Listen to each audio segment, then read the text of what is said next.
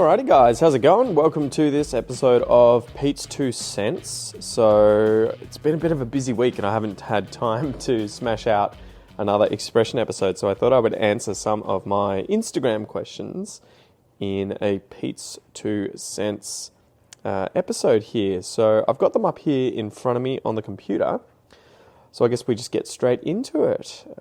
Okay, so alright, Papa asks, hey, how can I have classes with you for improving my conversation skills? Okay, so the Academy is the best place for you guys to get access to conversation classes through Aussie English. So the doors will open on the 1st of July. When you sign up, you will get access to, I think at the moment it's about 5 to 6 classes a week, at least. I believe it's at least 5. There's one every single weekday.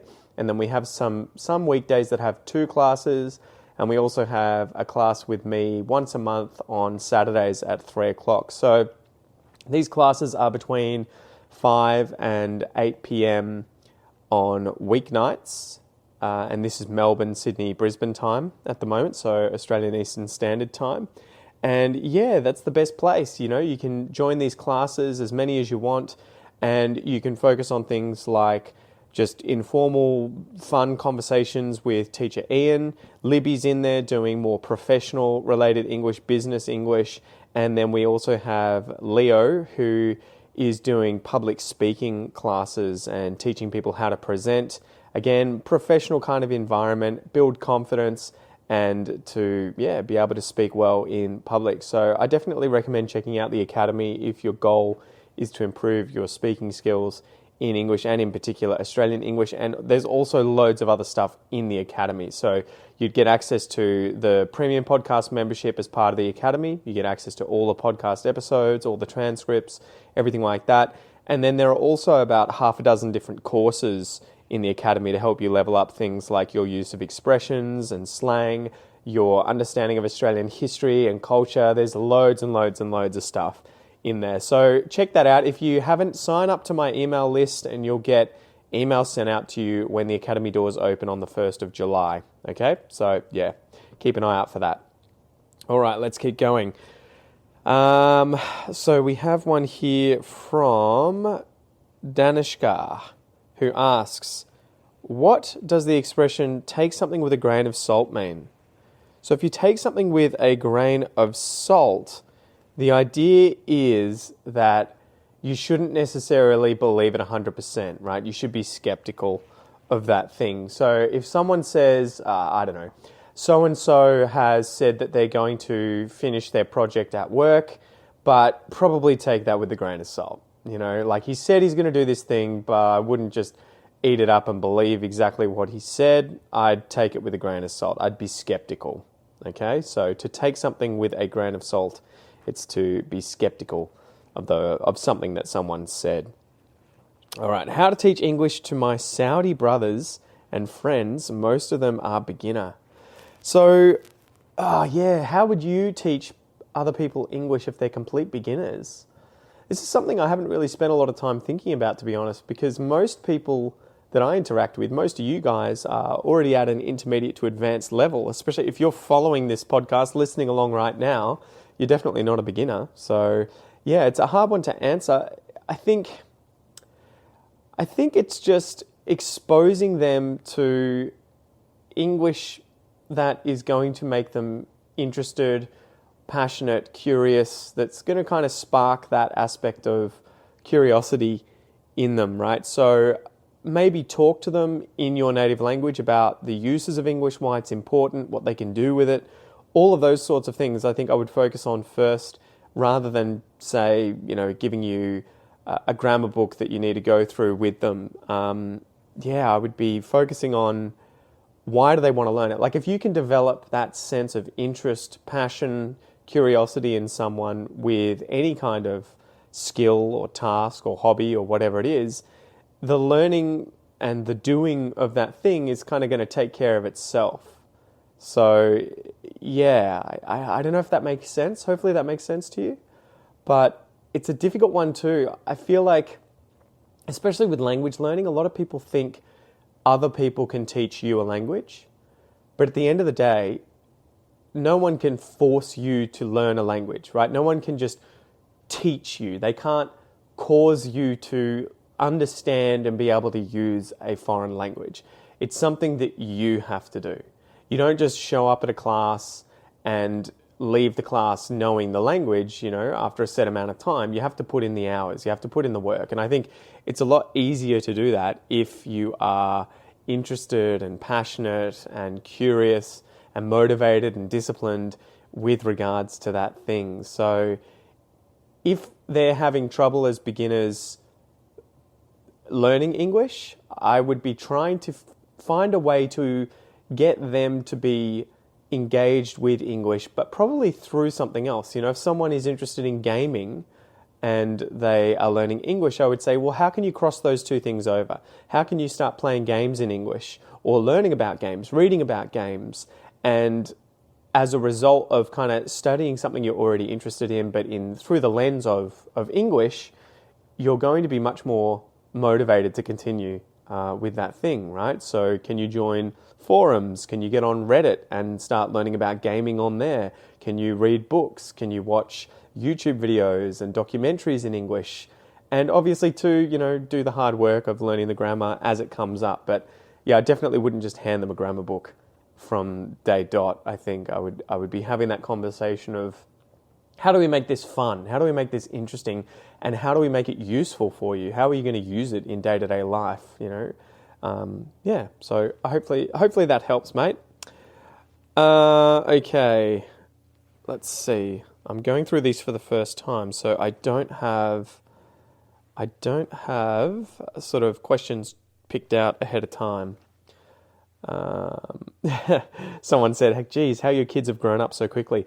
Noah actually turned 4 this week, and it's just insane to think it's been 4 years that we've had this little guy in our lives, right? And Joey's 2 now. She's 2 and a bit. It's absolutely nuts. It just goes past in a blink of an eye, right? Like, felt like just yesterday, Kel and I had gotten together and we're living in Canberra and doing Aussie English stuff there and publishing content about that journey. And that was before we had kids. And all of a sudden, you blink and you've got kids that are no longer toddlers, they're no longer babies, they are little children running around, talking to you, speaking 2 languages. It's just absolutely nuts. So yeah, it's you have to pinch yourself sometimes and be like, wow.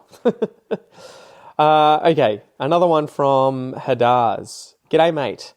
Do you reckon a man and a woman can just be a friend in the relationship? So this is such an interesting question. And it's an age-old question, right? Can men and women, and I guess the assumption here is that they are both heterosexual, right? So they're both sexually attracted to people of the opposite sex. Can men and women be just friends? And when I say that, I guess you would say a platonic relationship, right? As opposed to a relationship where there's a tension or an interest, a romantic interest, a sexual interest between the two parties, the two people involved in that relationship. I think, it's definitely possible. I just think that it's probably not always the case, right? And you guys will know this. And I think, it's such an interesting question. I think a lot of people won't necessarily become friends with just anyone that they meet. There has to be a lot of different things that kind of come into the mix. And it's so interesting, like whether or not you're male and female. I'll give you a story. Kel and I met a couple at the swimming pool where our kids get swimming lessons. And initially they seemed really lovely. They were easy to talk to. They had kids the same age.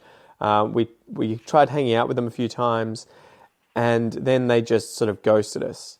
And they just, every time we asked to see if they wanted to do something, they were telling us they were busy. And then when we would see them at the pool, they would just not talk to us. And it was just the weirdest, most awkward thing. But I think they, for one reason or another, my assumption here is that they decided that they didn't like a certain aspect to our personalities, maybe our children, maybe the type of people we are, the things that we're interested in. And so they were just like, yeah, we're not going to bother with this, right? So I guess the reason I'm telling you this is because I think most people are like that. You can be introduced to just about anyone. Well, you can be introduced to anyone, and you won't necessarily become friends with those people. So, where am I going with this? But my point is that when you become friends with, say, as a man, become friends with a woman, it's obviously going to depend on the environment and the reason and everything, and whether or not you're in a relationship already. Yeah, it's such an interesting question. But I think, at least when I was single and I was younger, most, if not all, the girls that I was friends with outside of, say, work or study, at university, where you're meeting these people on a regular basis anyway, and you kind of have to interact with them.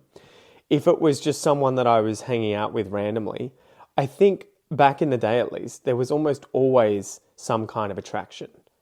Otherwise, I don't think I would have hung out with them, right? At least at that point in time. Like if I had nothing in common with them and I wasn't attracted to them at all, and I just think I would have probably gravitated towards someone else, right? And I think too, when you are young and single, you're usually surrounding yourself with either friends of the same sex or people that you're not attracted to, that, like if you're a guy, you've got plenty of guy friends that are interested in the same hobbies and things that you are. So they might be interested in, I don't know, surfing or music, playing guitar, growing plants, whatever it is.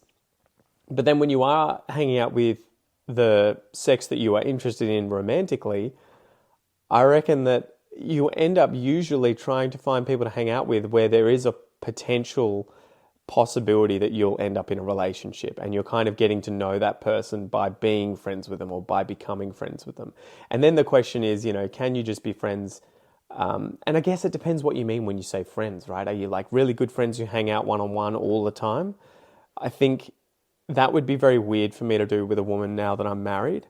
It's not that it's impossible, but I think it's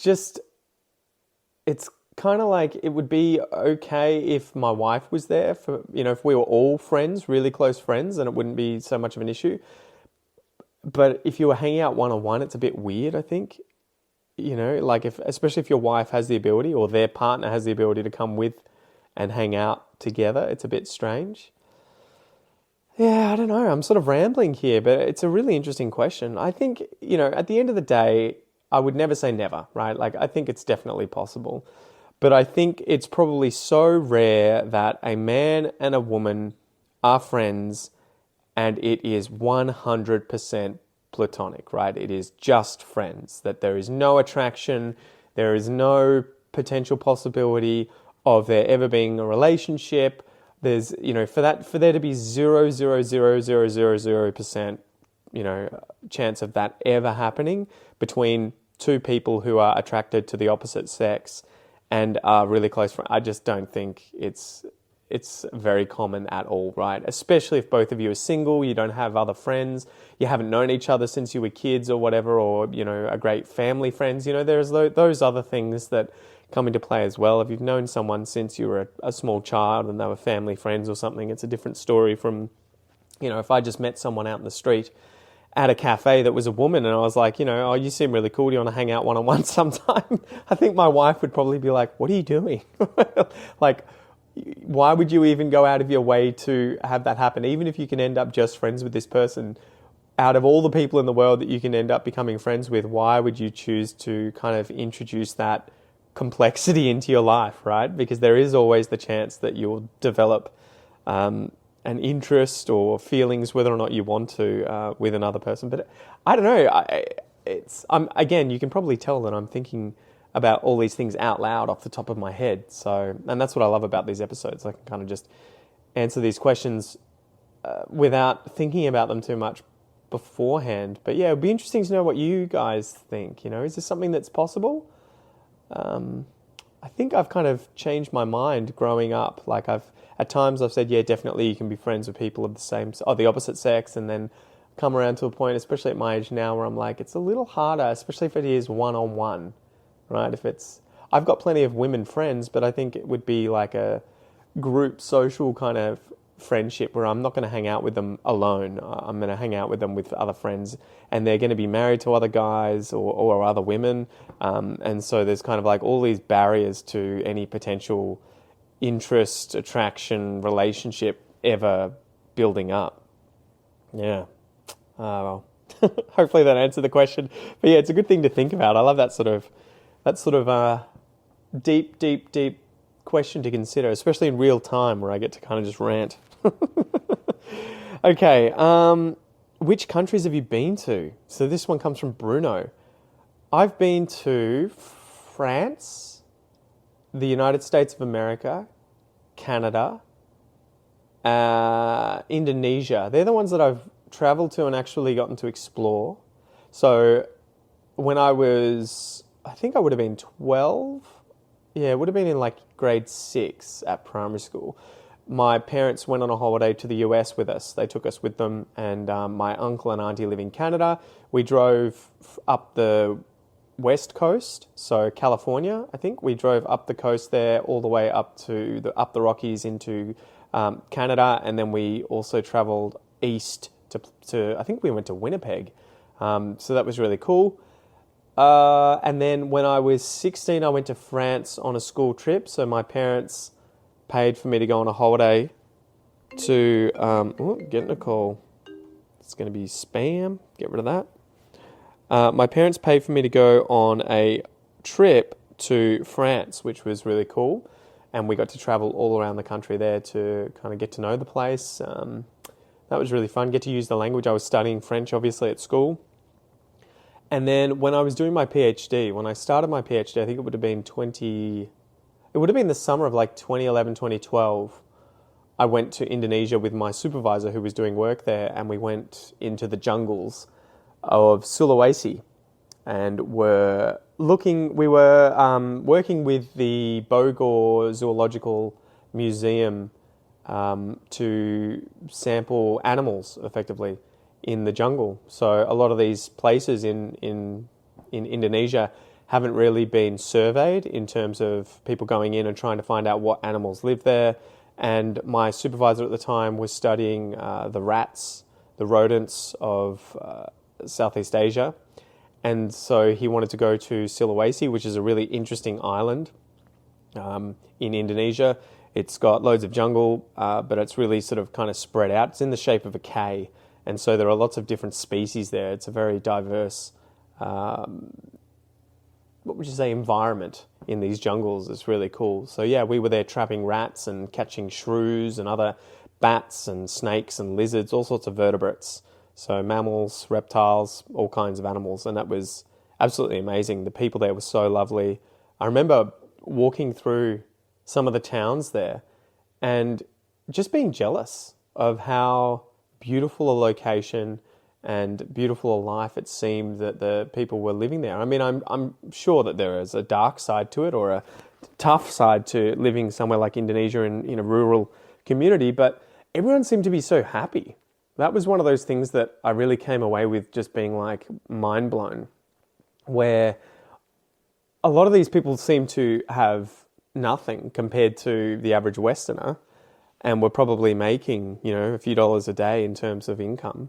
But they were all so happy, and they lived in a small community where they hung out with the same people. They knew everyone. You would just see people walking around the street. Everyone knew everyone. And I was just struck by how we don't have that in the West anymore.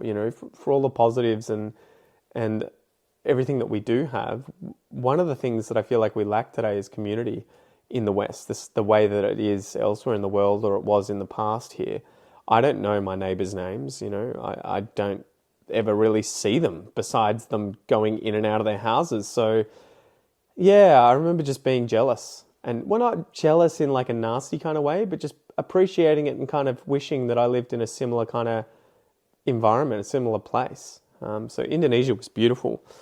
But there is a huge long list of places that I would like to go. I think I was reading an article recently about a guy, I think his name was Thor, he might have been Scandinavian, and he had travelled to every country in the world without taking a plane. over the last, I think it was 10 years that he'd done it. And it just seemed like he must have had the most amazing trip, just traveling around on foot, and I guess using transport like boats and cars and everything, but not using a plane to travel huge distances all at once really quickly. And just being like, wow, I can't imagine what it would be like to go through a journey like that and then compare yourself to the start. It would seem like something really interesting to do. If you could interview yourself and get to know yourself prior to a huge journey like that, and then interview yourself after the fact and compare the two, it would be so fascinating to see what have you learnt, how have you changed, what have you grown into? Yeah, I don't know. I found that really fascinating. Let's keep going. Okay. Are the big spiders in apartments in the cities, are there big spiders in apartments in the cities or just in houses? I would never say never. I think big spiders can pretty much get everywhere. So I definitely imagine that they're in apartment buildings. If they are getting into houses, there's probably no reason that they can't climb up apartment buildings and get inside. The good thing is that in Australia, at least in most places, large spiders, the ones that you're going to see are going to be huntsmans, and they're tree climbers. So they're usually up on the wall, high on the roof, and not just crawling around on the floor. And they're kind of harmless. They're kind of like little Labrador puppies of the spider world. So yeah, don't be too afraid of them. I mean, don't pick them up if you don't want to. And, well, I wouldn't recommend handling them anyway.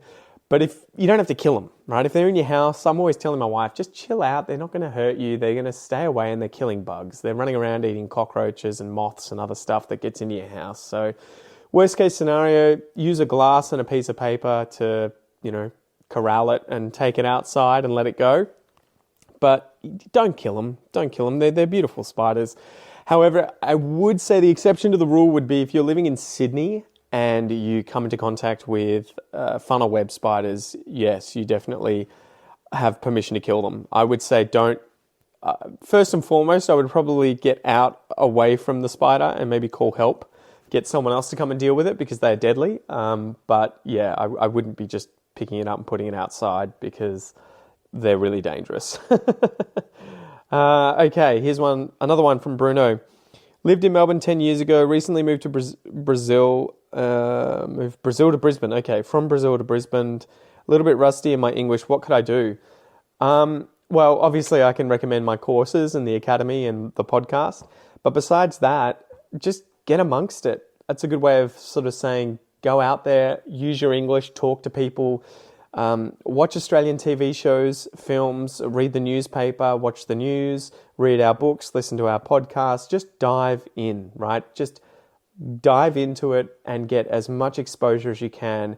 The sooner the better, right? The more exposure you get, the better you're going to get fast, right? So a good example is at the moment I'm sort of picking up the guitar a little bit more. I used to play it when I was younger, and so I'm getting back into it.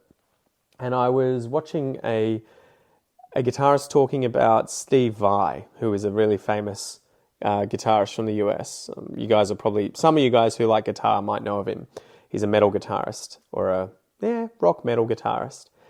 But I remember hearing this person talking about him saying, yes, Steve is now, this world famous freak guitarist, but he didn't just wake up with those skills. I think he had a regime that was like 9 hours a day practicing guitar for like 10 years, for his youth. He was playing it every chance that he got.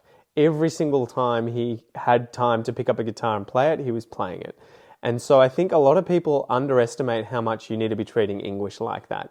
It's not enough to just have a conversation every now and then or listen to a podcast once a day and think that'll be, all you need. It is hours and hours, hundreds, thousands of hours of exposure, of practice, of making mistakes, of learning new words, of learning new expressions. And it's a process that never ends. You just have to keep doing it. Steve Vai today is still learning. He's still playing guitar. He's still trying to improve. I think you have to treat English the same way. It's not a sit down and do 1,000 hours and you're all set and you never have to work at it ever again. It's a constant journey and you just have to enjoy it, and you just have to expose yourself to as much as possible, as often as possible. So yeah, my advice would be, if you've come back to Australia after a 10-year hiatus, right? You've been away for 10 years and you feel a bit rusty, you feel like your skills aren't what they used to be, dive back in. I would be reading, watching TV, chatting to people, just using it as much as possible, right? So yeah, that's my advice. And I think you will notice that it comes back rapidly if you do that. Give it a few weeks, and if you're using English for hours and hours every single day, you'll be back to what you were in no time at all. I would say a few weeks. It's probably going to be that short. So yeah. Anyway, good luck. Okay. Seneca. She is asking, how do I practice the Australian accent? So again, shameless plug, check out my Australian pronunciation course. Go to aussieenglish.com.au/APC. The reason being, obviously, by purchasing that, you're supporting Aussie English, but also I've set it up to help you learn to pronounce all the sounds of Australian English and sound much more Australian. Develop your own Australian accent. The whole purpose of the course is to help you do that as quickly as possible. So when you sign up, you'll learn how to use the International Phonetic Alphabet, the IPA, to be able to learn on your own. You can look up definitions of words. You can see the IPA underneath the word and you will know instantly how to pronounce it in Australian English. Then I teach you all the different sounds in Australian English, the different vowel sounds, the different consonant sounds, how to pronounce them. We go through exercises. You have short exercise videos that you can repeat again and again and again until you get these sounds. We compare minimal pairs, so sounds that are similar, right, like a B and a V sound, so that you can master the distinction between those two sounds. You can hear those sounds and you can say them. And then we go through 25 really advanced lessons with things like connected speech, how to sound changes occur when speaking English, right? The syllabic N, the syllabic L, the glottal stop, all those sorts of things. So that's, if it were me and I was trying to learn Australian English, that's what I would be doing. Sign up to my course and then work through the lessons from start to finish, or pick the ones that are your weak points.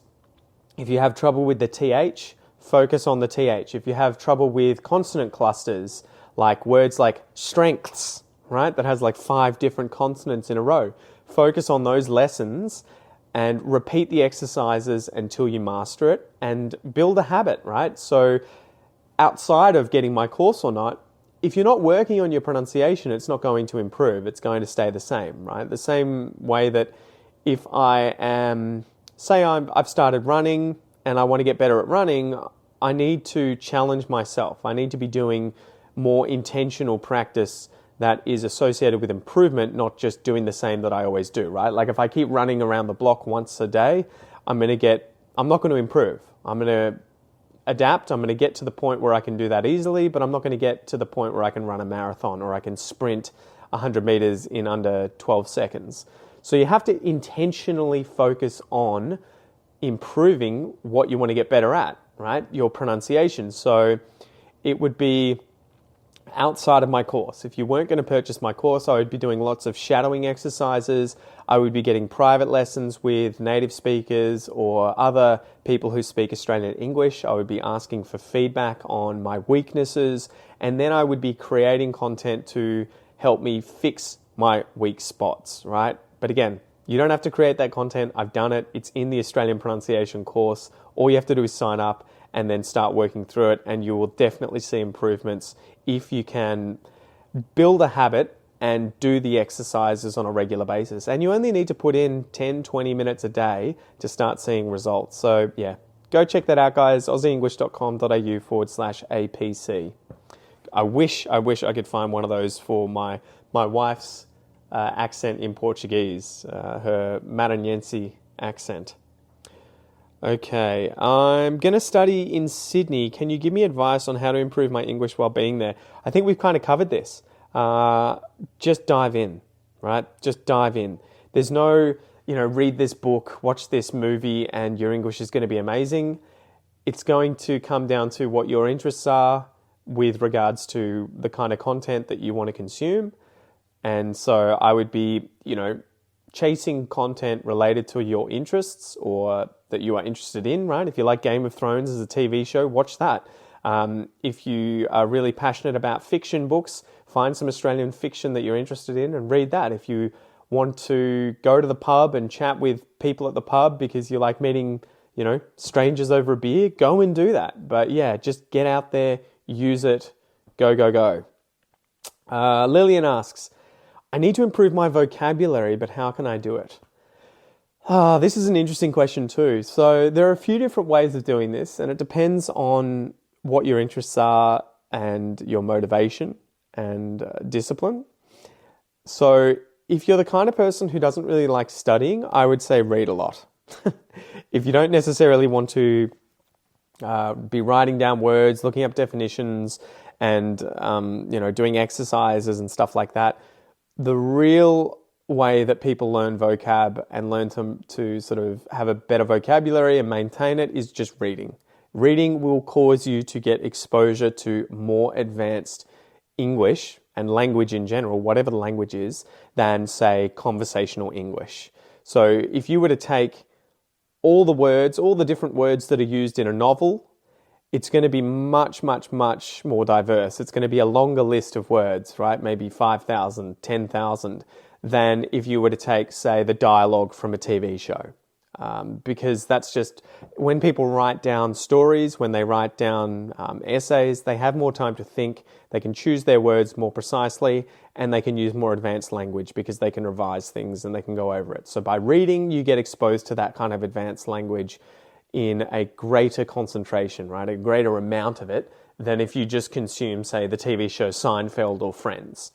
Also, by reading, you're seeing the spelling of the words and you're getting that kind of seeing, and if you're listening to the audiobook and hearing at the same time, right? Whereas if you're watching a TV show, you can see people talking, but that doesn't really help you with language learning. You can hear the words, but that's it. And anything you don't understand or you don't get, you're probably going to just miss. So yeah, reading is for, everyone should be reading, but if you are not into studying and exercises, I would just say read more, right? It's probably going to do you a world of good to just read, a page of a book every day if you can, and more than that if you're motivated to do so. If you're interested in studying and, don't mind sitting down and doing the nerdier side of things, you can actually learn quite a bit about your memory and how it works, and then I went down the rabbit hole of Anki, right? So spaced repetition systems, SRS. No, SRS. My gosh. Okay. SRS programs, right? Spaced repetition programs. This is where you effectively create flashcards, but you can do so online. You can do so using apps, and there are plenty of different versions. I use Anki, ANKI.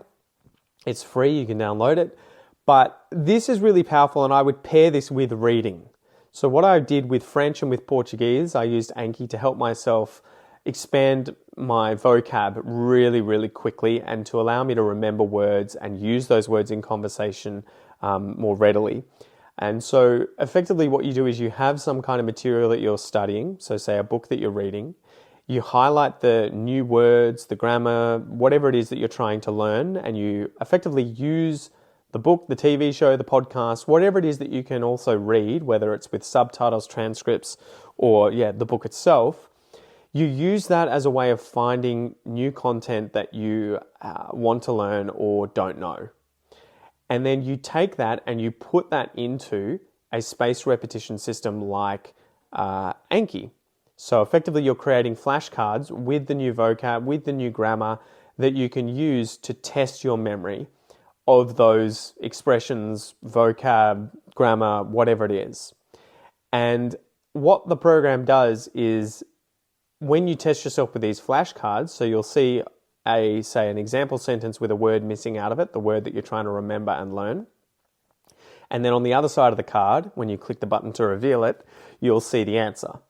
And when you get it right, you click a certain button that means you won't see that card for X amount of time because you know it. And if you get it wrong, you'll see it much sooner, right? You'll see it in 10 minutes or an hour or a day as opposed to a week or a month or a year or something. And what that does is when you put hundreds or even thousands of cards into these programs, right, you create this content, which also helps you learn these words because you have to look up definitions, you have to look up example sentences. What the program does is it sorts all of the stuff that you're learning into what you're finding difficult to learn, what you're finding hard to remember, what you haven't learned yet, as the stuff that you're seeing more frequently, and the easy stuff that you see less frequently because you've already, learnt it. And so I found that was really powerful with learning grammar, with learning vocab, with learning expressions, and in particular with Portuguese and French, with learning, say, genders for different nouns, that sort of stuff. So I would be using Anki in conjunction with TV shows and subtitles, books, and obviously the physical audiobooks or the physical books themselves and getting the words out of them, or podcasts and their transcripts. And so, yeah, hopefully that helps. All right, I'm going to do one more and then I might finish up. So this one comes from Tilly. What's the most iconic Aussie food? I'm an Aussie. I want opinions. Interesting. I think there are a lot of different ones, but I'd probably say a meat pie with sauce on top is pretty iconic, right?